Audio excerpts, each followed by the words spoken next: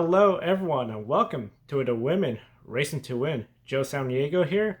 Going to be joined by Daniel and Kobe Lambeth from the Podium Finish on a special episode where we're going to highlight the story about Jennifer Jo Cobb. But first, we'll start with Daniel from Racers, the girls behind the helmet, with Belen, Garcia, and her race weekend. Good evening, everyone. Good evening, Joe. And it's a pleasure for me to be back here on the show this week. As you said, we had quite a lot of races last weekend. Starting, of course, from a very exciting Imola Grand Prix for Formula One. And together with Formula One, there was also the first round of the Formula Regional European Championship by Alpine, as it has been rebranded this season. It was the first round of the championship after the rebranding, because of course last year there were two separate championships. One was the Formula Regional European Championship. There we reported from the track as Jamie Chadwick was racing there, and the other one was the Formula Renault Euro Cup. Both the series merged. They were both using the Tattoo's Formula 3 car, so it made sense from Formula 3 regional point of view in Europe. The point is now that there's a huge field. There are like 32 cars on the grid, which is a very, very impressive field of a very, I would say, competitive also grid, with all the best Formula 3 drivers in Europe racing here. Probably, in my opinion, also a little bit better than the FIA Formula 3 championship that will race together with Formula 1 in the next upcoming weekends. Apart from that, we're also scheduled to have two female drivers on this grid. One is Belen Garcia, the Spanish 21-year-old driver that will be competing also in the W Series later this year. And so she decided to do some races. She will have a partial campaign, not a full season, in the Formula Regional, together with the G4, which is a team, a Swiss Spanish team that took over from Bytech. And the second female racer was Lina Buller. Unfortunately, the Swiss driver could not be in, she was in Imola, but she was not competing because of a injury, a hand injury that she picked up in testing in Imola 4 weeks ago. We heard from her. She told us that her hand is indeed getting better, but it was not better to race in the previous weekend. So unfortunately she couldn't be in the car for the first seasonal round, and she also missed the two testing in two collective tests in both Le Castellet and in Barcelona. So she will be back on track for the second round in Barcelona, as that's what she told us. But back to the race, it was the only support series for the Formula One Emilia-Romagna and Made in Italy Grand Prix, which we call the Imola Grand Prix. And it was the only support series, and unfortunately we could not be on track because Formula One prevented the media for a support series to be on site, but still we managed to follow the race from here. And there were two races. Well, last year they were triple headers. The Formula 3 Regional European Championship had 3 races per weekend. Now there's only 2. And with a huge grid of 32 cars, of course, qualifying was really important. For Belen, who we had on this show previously some weeks ago, and we directly heard from that last year she was not in the single seaters. She didn't manage to get on track, unfortunately, due to the difficulties of the pandemic and also of difficulties of budgets. She was back in doing the Spanish karting championship, and she had one race in Barcelona in GT4 machinery. So she was back in a Formula car since November 2019. her last race of the season for the Spanish Formula 4 Championship, where she won the female trophy, and she was racing alongside Nerea Marti and Irina Sidorkova, two others female drivers that will be racing, that have been selected for the upcoming W Series Championship. We were in Barcelona that weekend following Belen on track, so it has been quite a lot of time, and so she told us that of course she had some time to get used to the car and to the racing again. So it was a little bit of a difficult weekend for her, even though she had 2 testing days in both at Le Castellet and her home track in Barcelona. She basically had the practice session in Imola to familiarize again with the car, and of course with the track that she had never driven on before. In qualifying, there were 2 separate qualifying sessions. There was a Q1 and a Q2. In Q1 she was pretty okay. In Q2 actually she did manage to improve quite a lot from the first Q1. And she started both races from P30. So not a great qualifying, but definitely she used that as a track time to get better in the car. In the first race, they were both quite hectic races, very interrupted and by safety cars. We had 3 safety cars in the first race and 3 safety cars in the second one.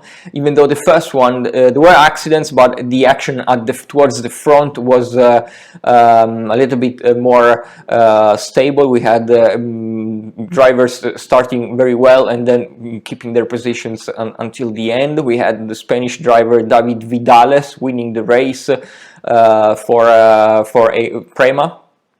And definitely it was a good first race for the new era of the Formula Regional European Championship. Belen did manage to in the first part of the race. She told us that she wasn't feeling very comfortable with the car and with the racing action. But after the safety car, she definitely decided to go for it, and she was there in the mix.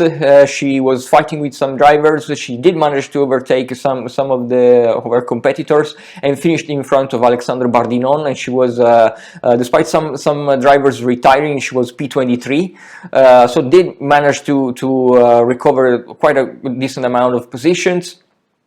And that was it for the first race. The second race on Sunday morning, she had way better race. Starting from the beginning, she was a lot more comfortable in the pack, fighting there in the mix, and she finished again P23. Even though she was at some point she was also up to P21. She was fighting with some very competitive drivers like Dino Beganovic, who had dropped towards the tail end of the grid after going off track in the first hectic laps. Belen did great in the second race. Did manage again to overtake drivers and to recover quite a lot of position, even though she finished again P23. But a post-race time penalty for Eduardo Barrichello, the son of the former Formula 1 driver Rubens. The penalty dropped him at the back of the field, and so Belen was up to P22. Definitely a good weekend for Belen, I would say. She had she was again back in the car, back in a Formula car after almost 1.5 years, so that definitely made a difference. And we are absolutely sure that coming to the second weekend on her home track at the Montmeló in Barcelona, she will be again competitive even more. Even though it's not clear yet if she's going to be racing in the championship after the Spanish round. But we'll definitely looking forward to see more from her in Spain in the Formula Regional European Championship. We also have she was also very kind and sent us a voice message after her race, because of course with a 32 car field, it wasn't, and from home, watching her race from home, it wasn't very easy always to follow her racing. Also there was no live timing this weekend because of the Formula One data. So she was very kind and sent us a couple of voice messages after her racing, and here's what she had to say after her race. So the race was tricky, at least. It was like my first race in formulas all over again. I didn't want to accept it, but I was a bit nervous, so I messed it up in the start, and I had to recover a bit. But I didn't really have a strong pace in the beginning. I was uh, a bit fearful. And then in the second safety car, I said, "What the hell? Let's go for it." I started remembering things from my season in formulas because it's been a long time, and in the end, it was not that bad. I even managed to overtake, and I managed to go behind other cars and not losing so much time. And now I know where I have to push. So tomorrow it will be a new day, and I'm now starting from a different step. So, well, quite happy in the end because I remembered things and I remembered how races went. So quite happy about that. And I need to push. I know I need to push. I'm not happy where I am. I'm looking for more. But hey, I'm learning a lot, and that's what's important, I think. I'm Cubby Lambert from the Podium Finish. Let's start off with a stunning development from a story we brought to you here last week on Grid Tonight and the Women Racing to Win. Last week, it was announced that NASCAR Camping World Truck Series owner, driver, and veteran of the series, Jennifer Jo Cobb, will make her debut in the Cup Series, driving the number 15 Arrowhead Brass Chevrolet for Rick Ware Racing. On Monday evening, we got the update that NASCAR didn't approve Cobb to race at Talladega Superspeedway this Sunday, despite making a total of 248 NASCAR starts between the Trucks and Xfinity Series up to this point. Cobb was going to become the first female driver to race at the Cup level since Danica Patrick made her final start in the 2018 Daytona 500. Rick Ware Racing responded to the news by putting out a statement saying that the whole situation was unfortunate, but they were supportive of NASCAR's decision when it comes to upholding their rules and regulations. This decision by NASCAR came 2 days after Cobb was involved with an incident on track involving Norm Benen during the truck race at Richmond Raceway. Exiting turn 4 onto the front stretch, it appears that Cobb makes intentional contact with Benen, sending both trucks spinning. NASCAR ended up parking Cobb for the remainder of the race. Driver, crew chief, spotter, called to the holler after the race. Bob Pockers from Fox Sports confirmed that this incident had nothing to do with NASCAR not approving Cobb for the Cup race at Talladega. At the time of this Grid Network report, Jennifer Jo Cobb hasn't made any official comments about NASCAR's decision. On Tuesday, the entry list received an update, and JJ Yaley is now listed as the driver of the number 15 Chevrolet this weekend at Talladega. The entire story has definitely raised some questions about NASCAR's thought process when it comes to driver approval. People have wondered why driver A is allowed to run this race, while driver B, who has a good enough resume for approval, they get declined. Cobb has been a NASCAR veteran for a long time, over a decade driving her own equipment. Many have argued that she has paid her dues, saying that the 47-year-old has earned the right to make a Cup start. Last month, NASCAR approved 60-year-old Bill Lester to compete in the Truck Series event at Atlanta Motor Speedway without any practice or qualifying. The last time Lester competed in NASCAR before Atlanta was the year 2007, a couple of years shy of being 15 years.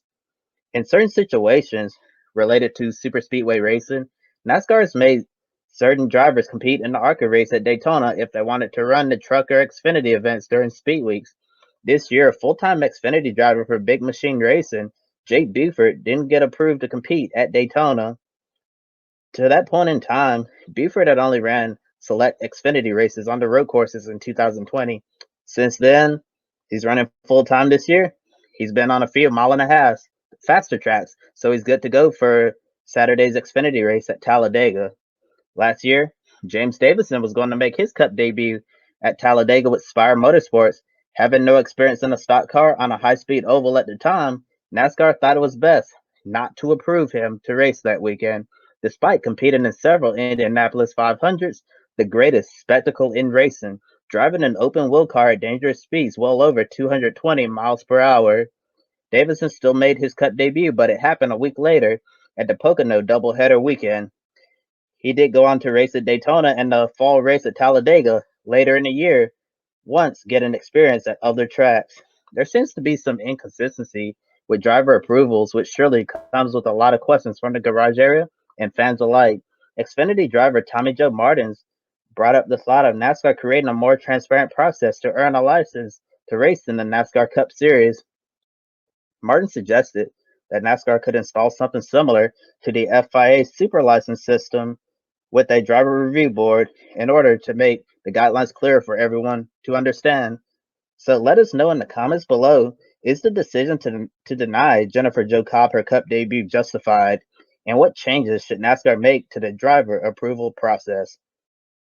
This past weekend we also had the first round of the European Le Mans Series in 2021 first race in Barcelona.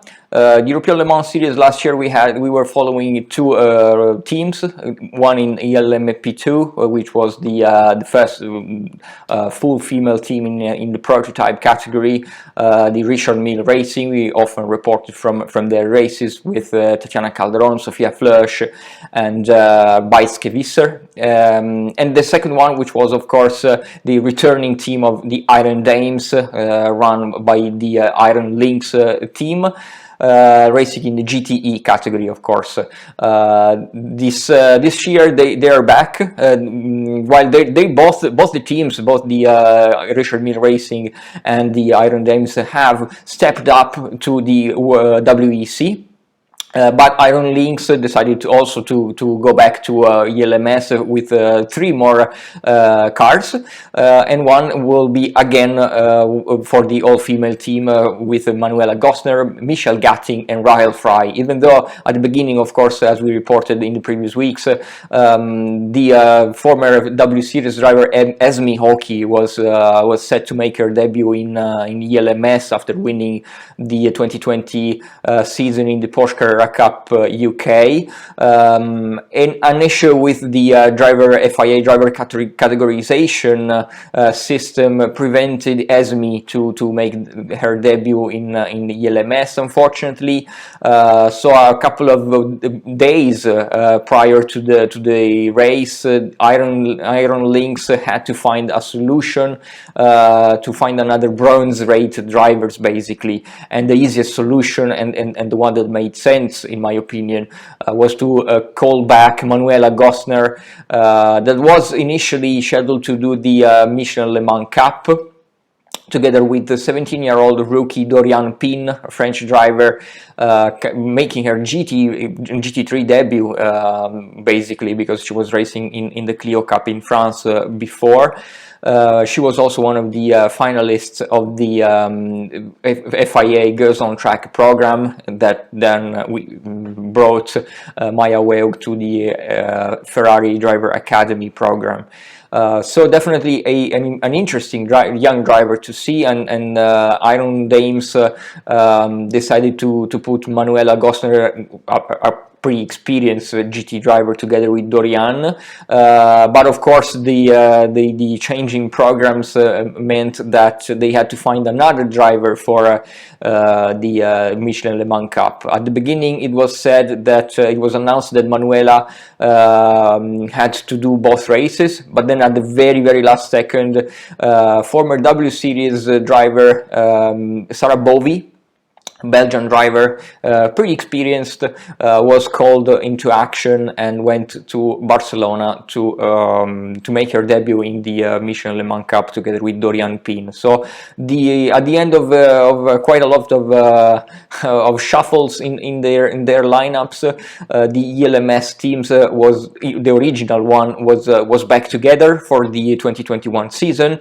Michelle Gatting, who had just won the Ferrari Challenge race the week before. We were there reporting from the track, also always for Iron Dames, and then Manuela Gosner and Rahel Fry were back together. And they had a very a great testing in the days before the event, the first round of the season. Then they had a very competitive qualifying session as well.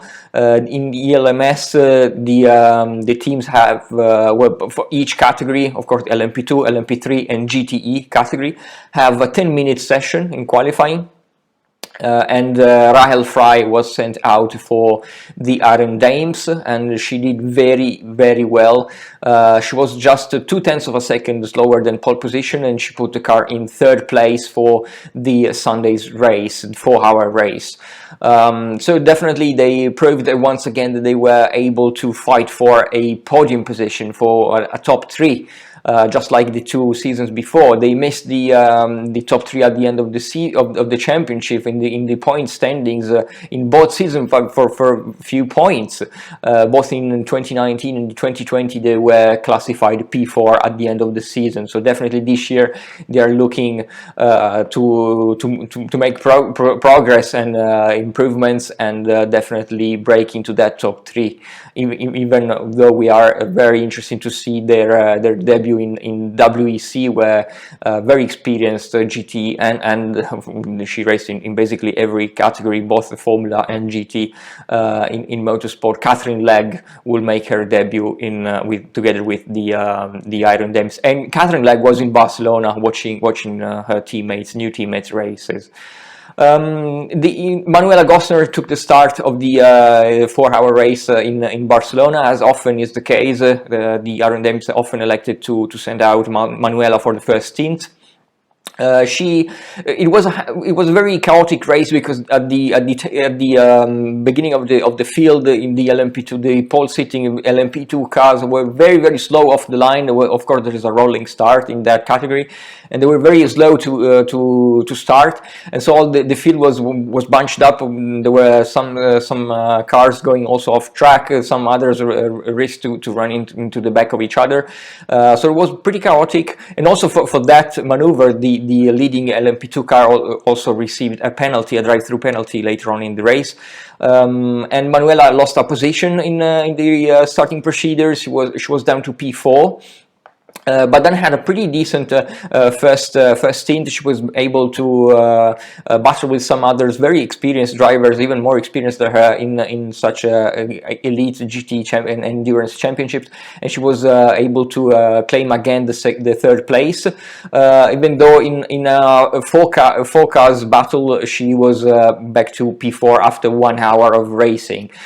She then had a pretty slow pit stop. The first pit stop, she was down to P6 and P7. They rejoined the track in P7. And then Michelle Gatting took over, and she received a drive-through penalty. Unfortunately, we didn't really understand why, because it was quite difficult to understand some of there was a lot of drive-through, a lot of penalties being handed to the teams, and we haven't had the opportunity to understand from the team themselves what happened there. But Michelle did get a drive-through penalty during her stint, and that relegated them to 7th place, and also with a relatively good gap from the leaders. We have to say that the other two Iron Lynx cars were battling for the first place, but then the Proton Porsche managed to advance to P1 at some point. Then they received a warning for a contact. So it was a very eventful race, both in the GTE class and in the overall classify. Then the 3rd and final stint in the final hour, I would say, was for Rahel Fry. Rahel put together another outstanding performance, and she managed to pass 3 cars and to close the gap to the cars in front, past 3 cars, and she was up to P4. Towards the end of the race, she was probably among the fastest cars on track, and she set the third fastest lap of the race. And at the end, she was very fast and catching up with the top drivers. But unfortunately, she didn't have enough time to catch third placed Spirit of Race Ferrari, who finished third. P1 was the other Iron Lynx car, the number 80 car. That brought to Iron Lynx their very first ELMS victory. So there was some team history being made there. Second place was the WeatherTech Racing Porsche, and then it was the Ferrari from Spirit of Race, and Rahel Fry brought home the Iron Dames Ferrari 488 GTE car in fourth place. So definitely, probably not what they expected at the beginning of the weekend, because of course they had pace to be top three, definitely. But still some good points for the championship. P4 is definitely not bad, and coming and promising, very promising for the remaining of the season. Next round will be at the Red Bull Ring in like a month time. Even though in 2 weeks time the Iron Dames will be back on track at Spa-Francorchamps for their WEC debut, as we said, with Manuela Gosner, Rahel Fry, and Catherine Legg. And on the same weekend they will also be at the Red Bull Ring with Michelle Gatting for the second round of the Ferrari Challenge Europe season. Of course, when Michelle won the first race. One of the big things, of course, this weekend, we have several female racers racing this weekend, starting with the 24-hour series. Samantha Tan and Karina Gosner will both be racing at Le Cassette, France, Paul Ricard Circuit. Mazda MX-5 Cup, we have Lonnie Unser and Savannah Little. Both of them are going to be racing in the Mazda MX-5 Cup. Super Formulas, Tatiana Calderon. This is her second season over in the Super Formulas, one of Japan's premier racing series. And at NASCAR Xfinity Series, we have Natalie Decker racing this upcoming weekend at the fearsome Talladega Super Speedway. She'll be in the number 23 Chevrolet Camaro. So definitely a lot of racing going on. We encourage everyone to visit Racers, the girls behind the helmet. Definitely visit our website, racersbehindthehelmet.com. Check out the calendar. Follow all the female races around the world. Encourage everyone to click on the link in the video description as well. Again, our Racers, the girls behind the helmet. I hope you landed at the podium finish. I'm Joe San Diego. Have a wonderful day. Enjoy the race.